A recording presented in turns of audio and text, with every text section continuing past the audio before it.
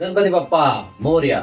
मित्रांनो, गणेशोत्सवाची सुरुवात झालेली आहे आणि गणेशोत्सव म्हणला की आपण इतके आनंदी असतो की प्रत्येक जणाच्या मनामध्ये गणपतीची आराधना सुरू असते.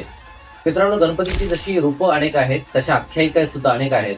तर त्यातलीच एक आख्यायिका पुण्याचा श्रीमंत दगडूशेठ हलवाई हा एका व्यक्तीच्या नावाने गणपती ओळखला जातो. मित्रांनो, नेमकं त्याची काय आख्यायिका बघा. 1893 मध्ये प्लेगची साथ आली आणि तिथे असणारा एका श्रीमंत मिठाई व्यापारी त्याच्या मुलाचं निधन झालं.